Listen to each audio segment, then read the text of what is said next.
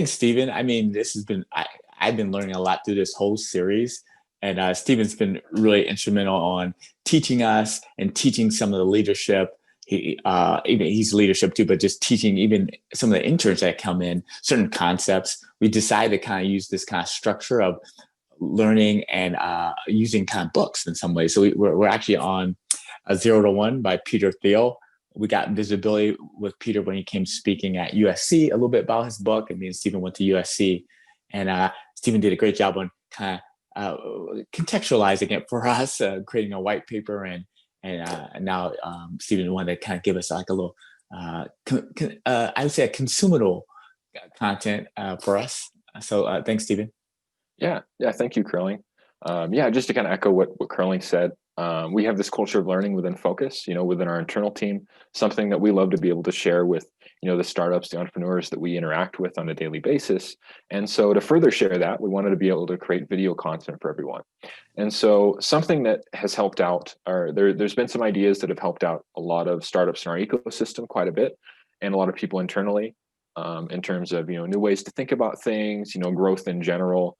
And so one of those, or some of those, came about from a recent book that we read called 0 to 1 by Peter Thiel. He's one of the co-founders of PayPal. Curly mentioned we were both USC grads, and he did speak at USC, so that was pretty cool. But to give you more of a gist of it, there's something that he mentions in his book called the 7 questions every business must answer. And there's definite truths behind those questions that are visible within a lot of things that a lot of seasoned entrepreneurs say today. And so we wanted to be able to share those ideas with everyone in a way that was, bite-sized, something consumable, right? And so that's what this is. And so this is question 7 of 7. If you have a chance, feel free to check out the other 6. They're pretty awesome. But we'll just get right into it. So this question, the 7th question, is called the secret question. Have you identified a unique opportunity that others just don't see? Now, most businesses, 90% of startups fail, right? And there's a lot of reasons for that. But most businesses, that fail in this area tend to justify themselves with some conventional truths, such as, oh, we have this need for a cleaner world, right? Oh, okay, we have this rise of the internet coming, so it's going to just, determine my success, right? Or we have, mobile devices, everything's going mobile. I want to be able to do everything from the palm of my hand. So if I create an app, I'm ultimately going to be successful, right? And so they justify themselves with some sort of conventional truth without actually without actually having a good answer to this question, right? Have you identified a unique opportunity that others just don't see? I like that, Stephen, and I'm still always trying to understand too, like how can we equip some of the founders? Is there some ways that you've thought about to actually identify a unique opportunity? Yeah, no, it's tough to identify a unique opportunity. I'd say don't fall into the trap of thinking of something, or basically justifying something because there's an overwhelming need for it. So to give an example, we hear about the clean tech bubble that happened in the early 2000s, right? All these green technology startups and companies that failed. And there was this overwhelming need for alternative energy solutions, right? People realized, hey, we need better alternative, energy solutions, right? There needs to be green technology being pushed forward. And so does that mean that every solar panel you create is going to be ultimately successful, and every, clean tech company you make is going to be, awesome and be $1 billion company? By all means, no, right? It's Yeah. like way far from the truth, right? And one thing I'd watch out here is I would just say that bright futures that can really only be justified by some sort of broad convention like this, something that you say, okay, this is an overwhelming need, so I'm going to be successful, right? If it can only be justified by some broad convention like that, then you're not in a good spot, right? That usually is a recipe for disaster, right? It spells disaster for your business or startup. So some way to mitigate failure is probably to think about that, right? Be able to take a step back and look at, okay, how am I justifying this, right? Am I using broad conventions, conventional truths, Or am I using something a little more granular, a little more specific, and a little more concrete, right? That's great. And I was been thinking about certain things. I always like to get concepts from other groups. One of the Y Combinator partners were talking about when they're evaluating if this is going to be a really good idea, is this going to be $1 billion company, is this going to be something that grows? They actually look at the idea is a little bit crazy in some sense, right?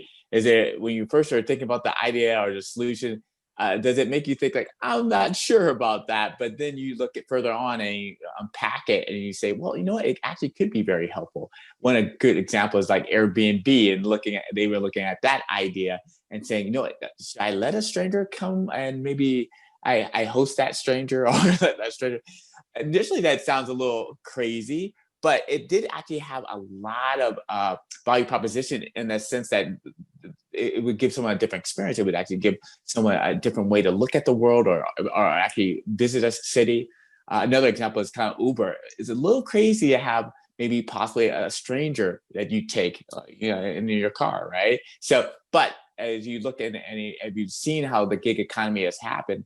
It's actually has been a theme of how people have been independent workers and had these kind of more freedom and this kind of gig economy. So sometimes actually looking at things of these ways could help you identify maybe something unique or something that maybe would think crazy to at one juncture, but looking at another lens, it could be a possible unique opportunity. Yeah, and I think there's a lot of there's a lot of truth behind that, right? You know, if it's crazy enough, it just might work. Exactly. It was a fun way to think about it. Steven, I know in some ways you've been doing a great job keeping this kind of bite size. Is there any final thoughts you like to talk about? Well, there's probably one story I'd probably share, just a quick one to help everyone kind of get a gist of this question, right? Um, a great story for answering this question, the secret question, would be to think of the California gold rush in the 1800s, right? Most people who went chasing the gold rush, right, were chasing this broad convention of opportunity, right? And 99% of them found nothing but failure and ruin, right? It didn't end well for them, right? But there was this idea that, like, there's gold out there, we got to go and get it, right? It's free for the taking. And so, of course, that idea and that thinking drove the gold rush, right? There was opportunity, don't get me wrong, but it was a broad convention of opportunity. It did not mean that every person who went out there was going to be successful. Now, when we talk about the secret question, we talk about some, identifying a unique opportunity that maybe somebody doesn't see. There were those who were able to find, a great amount of opportunity, more than most people who actually did find gold, because they were able to recognize things that people just didn't see at face value. An example of this would be somebody creating a business selling equipment, right? Picks, shovels, pans, etc. They knew that there was loads of people that were going to come chasing gold, right? And they said, why chase gold when I know that, like, these people are going to be there, they're going to need equipment, right? There's this huge overwhelming need for this, but it's something that wasn't recognized by most people, right? All these settlers and gold panners were going to need equipment. And the people that were able to build businesses selling that equipment found way more fortune and lasting success during this time period than the average person who went to the gold rush, right? Because so many people were just chasing this broad convention of opportunity. And something I'd probably end this section with, or kind of an idea to think about, right, beyond that story, was that there's a reason that this is called the secret question, right? There's a reason why it's have you identified a unique opportunity that others don't see. Now, great companies all have secrets, right?